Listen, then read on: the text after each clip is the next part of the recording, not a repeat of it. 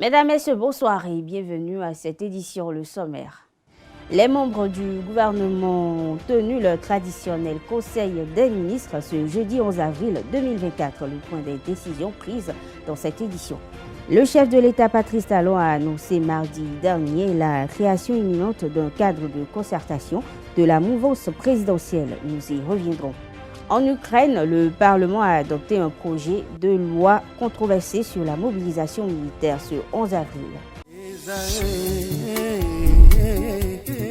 L'École supérieure d'administration, d'économie, de journalisme et des métiers de l'audiovisuel ESAE offre de nouveaux challenges pour l'année universitaire 2023-2024. Étudiantes et étudiants, parents d'élèves nouveaux bacheliers, ESAE, c'est la garantie d'une formation de qualité à des conditions très avantageuses. À Gbedjromede, à Papa, à Boumekalavi et Parakou, inscrivez-vous en administration générale, administration du travail et de la sécurité sociale, trésor et finances publiques, impôts, diplomatie et relations internationales, journalisme et métiers de l'audiovisuel, gestion des marchés publics, planification et développement local, sciences économiques, sciences juridiques et toutes les filières des sciences de gestion. ESAE vous offre des bourses, demi-bourses et de réductions pour les premières inscriptions dans toutes ces filières. Waouh! En licence 1, 2 et 3 et en master, bénéficiez jusqu'à 50% de réduction sur tous nos sites. N'est-ce pas génial? Infoline. ESAE Gbedjromede, 3e rue à droite en quittant le carrefour Le Jador pour la BIBE Jéricho ou au plus 229 90 93 65 21 98 98 14 00 à Kpakpa au plus 229 52 88 33 33 à Boumekalavi au plus 229 52 88 44 44 Parakou au plus 229 52 46 12 12.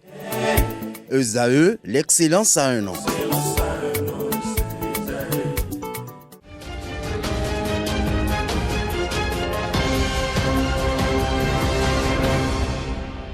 Bienvenue. D'importantes décisions ont été prises en Conseil des ministres ce jeudi 11 avril 2024.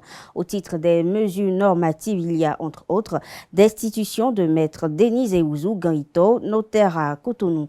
La décision portant création de la Société béninoise des infrastructures d'eau et approbation de ses statuts. Il y a également approbation des statuts de la Bibliothèque nationale du Bénin. Le gouvernement décide en ce qui concerne du secteur de la santé de la suspension provisoire de l'Ordre national des chirurgiens dentistes du Bénin.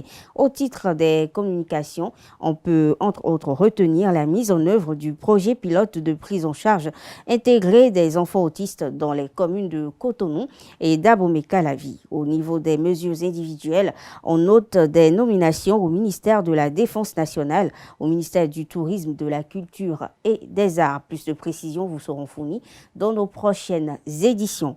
Bientôt, un cadre d'échange se profilera entre les partis politiques de la mouvance. Cette information provient du compte rendu de la rencontre entre le président Patrice Talon et une délégation de Moël Béné dirigée par Jacques Ayadi, reçue en audience par le chef de l'État le mardi 9 avril dernier. Selon le compte rendu de la rencontre effectuée par le parti politique, ce cadre de concertation va regrouper l'Union progressiste, le Renouveau, le Bloc républicain, le Moël Bénin et la Renaissance nationale. Chacun de ces partis politiques, il faut le préciser, va désigner 2 représentants pour siéger au sein de ce cadre, incluant le président.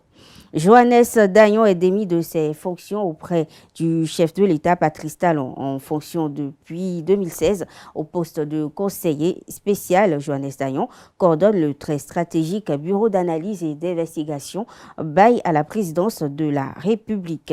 Réputé homme et de confiance du chef de l'État et cerveau de son système, dans certains milieux, il est cité comme probable dauphin de Patrice Talon pour 2026. Même si le gouvernement ne s'est pas encore prononcé sur cette information, elle suscite déjà diverses réactions au sein de l'opinion publique.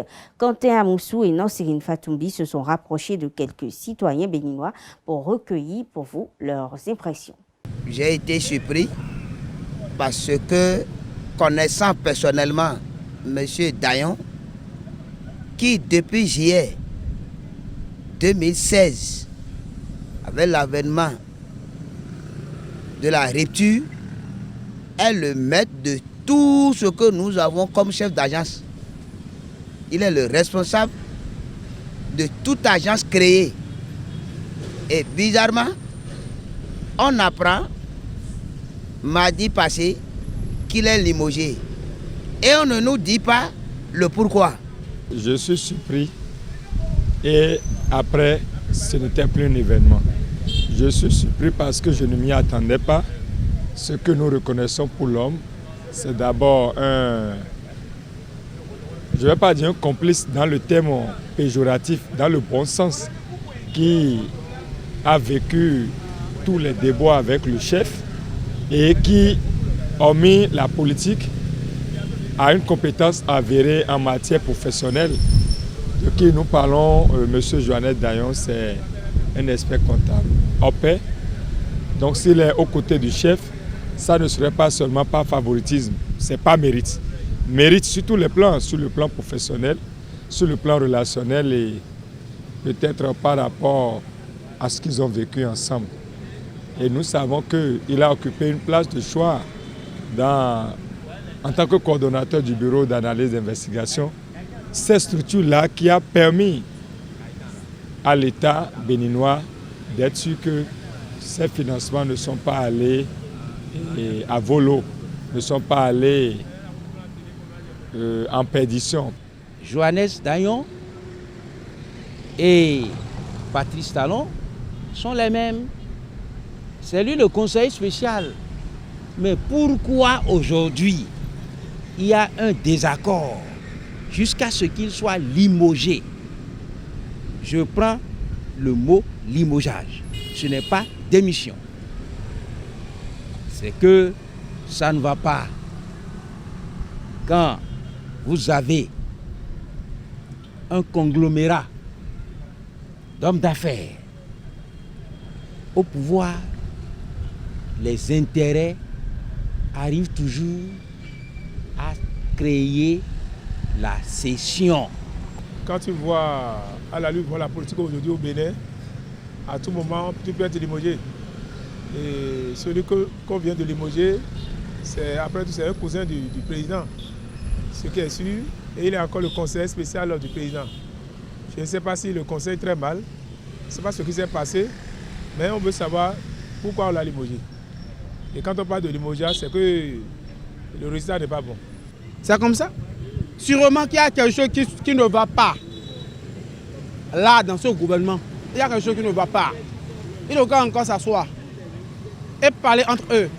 Le président Patrice Talon a promulgué récemment la loi portant autorisation de l'adhésion du Bénin à la Banque européenne pour la reconstruction et le développement BERD, et réaffirmant ainsi l'engagement du pays à faire partie des membres de l'institution financière et à bénéficier de ses multiples services qui contribueront à la croissance du pays. En outre, le Bénin aura des dividendes sur les actions libérées souscrites et des financements à des taux relativement bas et profitables pour les entreprises du secteur. Il faut noter que quelques mois avant l'adoption de la loi en octobre 2023, plus précisément, les actionnaires de la banque avaient approuvé la candidature du Bénin qui avait saisi en juillet de la même année l'opportunité créée par un amendement de ses statuts de l'institution autorisant désormais une expansion limitée et progressive des opérations de la BERD en Afrique subsaharienne et en Irak. L'Institut des artisans de justice et de pêche en d'oiseaux IAJPCO a organisé un atelier de formation au profit des enseignants des écoles et collèges catholiques sur la vulgarisation de la doctrine de l'Église. Ces séances d'échange se sont tenues du 5 au 7 avril dernier au centre à l'ombre du sanctuaire siégé à Dassa Zoumé. Le reportage est signé Anaël Dou. S'approprier les outils pédagogiques pour la vulgarisation de la doctrine sociale de l'Église. C'est fidèle à cette vocation que l'Institut des artisans de justice et de pêche d'oiseaux IAJPCO a réuni les enseignants des écoles et collèges catholiques et les divers membres de ces comités de pilotage pour cet atelier de formation. Au-delà de la doctrine sociale, ces assises font la promotion d'une participation militante au sein des entités. Plusieurs travaux ont meubler ce rendez-vous d'enseignement. La première communication intitulée « Vulgarisation de la doctrine sociale de l'Église dans les écoles et collèges catholiques, l'esprit initial de l'approche pédagogique de l'Institut des artisans de justice et de paix, Champ d'Oiseau » a été présentée par le directeur de l'Institut, le père Éric Aguenunon. Les échanges ont permis de faire un bilan après 15 années de mise en épreuve du projet DSE et surtout d'élaborer des perspectives. Dans la deuxième communication, bâtir une communauté de frères au service du bien commun pour bannir les violences dans nos écoles, donnée par le directeur adjoint de l'Institut, le père Herman Agbefort, les participants ont relevé les fondamentaux d'une société sans violence. Ces échanges se sont accentués dans les différents carrefours où les participants ont été au contact des outils qui ont éveillé tout un chacun. Cet atelier de formation, qui se referme après 3 jours, laisse les enseignants et des participants plus aguerris. C'est des ateliers qui nous permettent de plus recentrer nos pratiques. Il y a parfois des choses que nous faisons qui ne sont pas forcément les meilleures, mais les formations nous permettent de recentrer nos pratiques et de continuer à faire en sorte que la doctrine sociale soit ancrée dans l'esprit de nos enfants. L'aspect militantisme n'était pas dans nos pratiques. Il s'agissait juste d'inculquer aux enfants un certain nombre de concepts, un certain nombre de comportements, un certain nombre d'idées par rapport à la doctrine sociale. Mais l'aspect militantisme n'était pas dans nos pratiques. Oui, c'est un autre aspect que nous devons encore explorer et faire en sorte que les enfants s'engagent vraiment dans le militantisme, que ce soit en église ou en société. Mes impressions sont très bonnes par rapport à l'organisation de cet atelier. En termes d'organisation, l'équipe a fait un effort vraiment louable. Tout s'est passé, tout s'est déroulé comme cela se doit. Les objectifs ont été atteints. Et surtout les travaux en carrefour ont permis et permettront désormais à tous les acteurs de ce projet de s'approprier des affiches, les manuels pour pouvoir réellement les utiliser au besoin afin d'aider les apprenants à atteindre les objectifs. J'apprécie bien le déroulement et tout le parcours qu'on a fait. Et surtout, ce qui m'a impressionné, c'est l'appel à la patience et surtout à la maîtrise qui est donnant à l'âge développé, surtout dans la causerie de Canel, pour tout ce que nous vivons sur le terrain avec les élèves. L'Institut des artisans de justice et de paix Champ d'Oiseau marque une avancée importante dans sa mission de valorisation de la doctrine sociale de l'Église. Désormais outillés, ces différents participants iront au contact des apprenants pour une société plus pacifique et saine. L'orphelinat Léon Obayomi Sacramento de Zé a organisé la 3e édition de la sortie de distraction de ses pensionnaires sur la ville de Grand Popo le dimanche 7 avril dernier. Une excellente journée au profit de ces belles âmes vécues par Carles Kitome. Suivez ce reportage. On a vu les tortues, les fleuves et la mer et la plage du 10 janvier. On a rencontré nos amis des autres orphelinats. J'ai mangé, on nous a amusé. Distraction, repas, culture et partage ont meublé la journée du dimanche 7 avril 2024 des pensionnaires de l'orphelinat Léon Obayomi Sacramento, Los de Zé.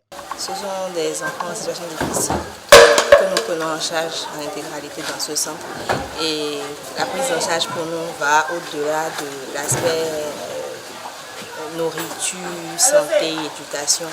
Le droit au loisir de ces enfants est très important pour leur épanouissement, pour leur bien-être. Alors on fait l'effort chaque année, pendant les congés de Pâques surtout, de leur organiser une sortie récréative. Nous en sommes à la 3e édition et c'est donc dans ce cadre que cette année on a choisi d'aller à Grand Popo pour leur faire visiter cette ville-là. Ces âmes innocentes ont découvert, entre autres, l'univers des pensionnaires de l'orphelinat Meilleur Cœur Solidaire de Grand Popo. Moi, je suis professeur de lettres de formation. J'ai servi plus de 12 ans à Ouida. J'étais en même temps guide touristique là-bas. Dans le guidage touristique, il arrivait que les voyageurs que j'accueillais, j'étais obligé de les orienter dans les services humanitaires, dans des orphelinats, dans des pouponnières. Et puis après, je me dis, mais pourquoi je fais tout ça pour une autre communauté? Parce que ma communauté, c'est ici. Et c'est pour cela qu'en 2013-2014, j'ai orienté les activités à Grand Popo. Au départ, on soutenait le centre social. Et puis après, j'ai dit, bon, il faut mieux faire les choses. Donc j'ai eu 12 enfants par le biais des services sociaux d'ici. Une activité annuelle à l'orphelinat Los pour égayer et renforcer les connaissances de ces belles âmes. Ça a toujours été une joie quand nous les faisons sortir. Cette joie-là est partagée. Je ressens la même joie que ces âmes-là. Et vraiment, ces sorties-là font un grand bien à ces âmes-là. Et la preuve aujourd'hui, quand ils ont vu le fleuve Mono, ayant appris ça à l'école, ils ont dit, mais maman, donc c'est le fleuve Mono dont on nous parlait à l'école, ça. Oui. Donc eux, ils ont eu la chance de toucher, de voir ce que c'est que le fleuve Mono. Donc ils capitalisent beaucoup de connaissances. Beaucoup de connaissances. Ce sont des enfants très éveillés. On bénit le Seigneur pour nous avoir confié la mission. Ces belles âmes ont hâte de vivre une nouvelle aventure après la découverte de Ouida, Canal Olympia, Togben et Grand Popo. Religion dans cette édition, les fidèles musulmans sont entrés depuis ce 10 avril dans le mois du Shawwal. Il s'agit de mois au cours duquel ils peuvent s'offrir 6 jours de jeûne supplémentaires. Dans l'élément à suivre, l'islamologue Bassirou Lassisi et professeur de la langue arabe nous apporte des précisions sur le mois du Shawwal. Il est au micro de Francis Fahmi et de Nassirine Fatoumbi. Après le mois de Ramadan, c'est pour nous dire que la foi en Allah continue toujours. 6 jours de jeûne dans le mois de Shawwal, 6 jours de jeûne qui ont tellement de bénéfices. Notre prophète Muhammad sallallahu alayhi wa sallam a dit « Man sama Ramadan », celui qui a jeûné le mois de Ramadan. Donc il a accompagné ce mois de Ramadan avec 6 jours de jeûne dans le mois de Shawwal. C'est tout comme il a jeûné pendant une année complète. C'est qu'une récompense qui sera réservée pour lui est une récompense d'une année. Ceci, c'est pour nous encourager, pour nous dire que le mois de Ramadan est terminé, mais le jeûne n'est pas terminé. Nous avons encore des jeûnes qui nous sont prescrits à chaque mois, comme le jeûne du mois de Shawwal que nous jeûnons 6 jours. Et aussi le mois qui va venir, nous avons 3 jours qui sont Ayyamul Bid. Nous avons aussi les jeûnes de lundi et jeudi. Nous avons les jeûnes de Ashura, Arafat, etc. Donc c'est pour nous dire que le jeûne est une adoration qui est continue. Ce n'est pas lié seulement au mois de Ramadan. Alors ces 6 jours, ce sont des jeûnes surrogatoires, ce n'est pas obligatoire. Nous le faisons pour avoir des récompenses, des mérites auprès d'Allah subhanahu wa ta'ala. Et la meilleure est que le fidèle jeûne cela. Jeûne cela avant que le mois ne termine. Si le mois est terminé, ça n'a plus sa valeur. Ce n'est pas jeûner ça quand on veut, mais que ça soit dans ce mois de Shawwal, le mois qui a suivi immédiatement le mois de Ramadan. Donc nous, d'habitude, nous recommandons nos sœurs et qui n'ont pas eu la chance de jeûner tout le mois de Ramadan à cause de la situation biologique de leur corps, donc sont tenus de rembourser ce qui est les dettes avant de commencer le jeûne de Shawwal. C'est bien vrai, il y a eu beaucoup de disputes autour de cela, d'autres savants qui disent non, ils peuvent jeûner 6 jours là d'abord, après rembourser. Mais selon ce qui est logique, la loi, il faut d'abord rembourser les dettes avant de faire des cadeaux.